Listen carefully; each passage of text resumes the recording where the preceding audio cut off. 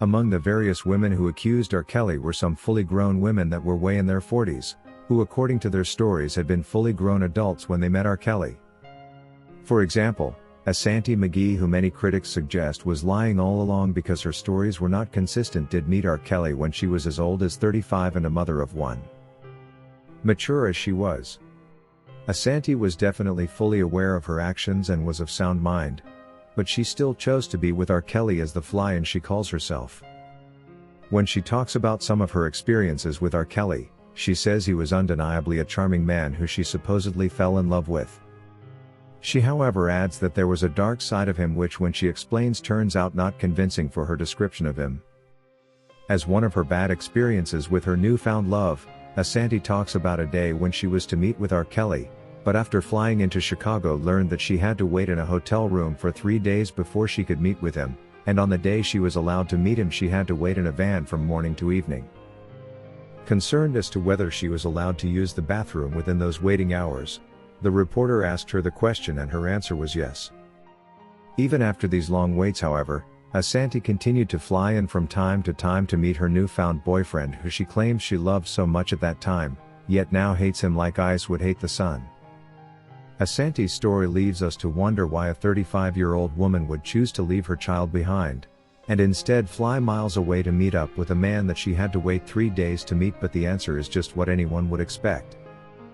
R. Kelly was a big-time celebrity, and Ashanti, who was just another schemer that wanted to get the benefits this comes with as expected, chose to be with him. Of course such a lifestyle would come with total freedom from hard labor, and a celebrity lifestyle where she would be on and off a plane traveling to places she had never been, yet remain assured of a free meal, which is not the dream of a proper woman but a schemer. It's no doubt Ashanti was just a 35-year-old schemer that looked to exploit the R&B king, which she did, but only because she noticed he was taking the fall. She thought she should also use the opportunity to salvage something from the restitutions the accusers were destined to receive. It was however weird to see a woman like Ashanti McGee given a platform to criticize R. Kelly for being a celebrity. I don't know of big-time celebrities who you meet whenever you please with no long waits just because you are a woman, when more important people will take weeks waiting for an appointment with him. It's also disturbing to see such a woman given a platform to complain about a long wait to meet a celebrity who was only pumping money into her life, and receiving nothing from her but her worthless false promises of love, which by making these claims she clearly failed to keep. It's also difficult to understand what made these adult women think they had the right to go around from one show to another publicly lynching the R&B king on mere allegations, most of which were even dropped from the indictment because they simply made no sense. For those women who went around defaming R. Kelly when they clearly had no case against him, such as Ashanti McGee, R. Kelly has a right to sue and claim compensations for the damages caused.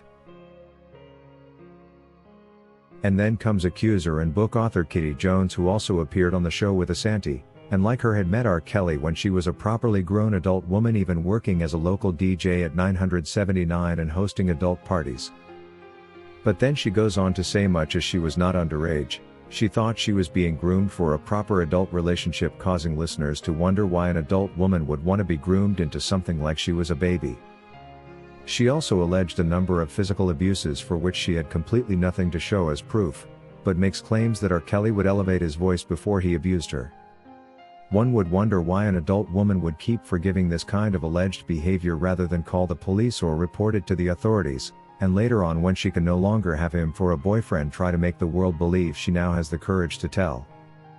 This made many to believe that she is only making these allegations because she now thinks she can finally get paid for simply being his girlfriend. I mean, there is no law that says a man must retire every woman he breaks up with a bundle of money, but sadly this seems to be the agenda of government indicting R. Kelly in the first place. The most disturbing part of Kitty Jones's story is that the government actually did add her name to the indictment when they mentioned kidnap among several other charges, all bundled up into one count. The kidnap charges will either make you laugh or cry when you get to realize that R. Kelly was railroaded by the government approach of bundling up multiple unrelated charges into a single count. According to the New York judge Ann Donnelly, R. Kelly only had to be guilty of one out of the multiple charges in the single count in order to receive a guilty verdict, and this concealed all the charges R. Kelly had beaten in New York. Anyone who heard that R. Kelly was charged with kidnapping would quickly think he was actually holding anybody against their will. But wait when you hear what the definition of this kidnapping was and you will be shocked. According to Kitty Yone's story that saw government place kidnapping charges, the adult woman was allegedly locked up in a room on that fateful day and left helpless but with her cell phone, which she used to call for takeout food that was delivered to her, and also managed to call her mother and chit-chat with her but couldn't call 911. This is what the government interpreted as kidnap and added it to Kelly's charge sheet, embedded within the same count with other unrelated charges such as forced labor, because they knew well it couldn't stand alone. What kind of kidnapping is this where the alleged captive is allowed a cell phone to call her mother, and the luxury to order takeout food from a restaurant? Not forgetting that the said captive was an adult woman of sound mind who could have easily opted out of the relationship and left R. Kelly alone. When you read all over the internet, you will find hundreds of allegations against R. Kelly made by reporters who knew almost nothing about the facts, but picked all this information from the endless bad-mouthing that was done by the likes of Kitty Jones and Ashanti McGee, among others, of course. This act of defamation in a way caused R. Kelly to be prejudiced during trial, considering all the jurors had heard something bad about him even though there was no proof. The fact that Kitty Yone's baseless kidnap accusations found their way on the charge sheet even though they were not backed up with any evidence whatsoever is perfect evidence that the bad-mouthing defamation campaigns prejudiced the R&B king, denying him his right to a fair trial. According to Cynthia Manson, Kitty Jones is not alone. Very many adult women do all kinds of things for cash, but when things go south, they all want to become victims with the hope to salvage something in form of compensation.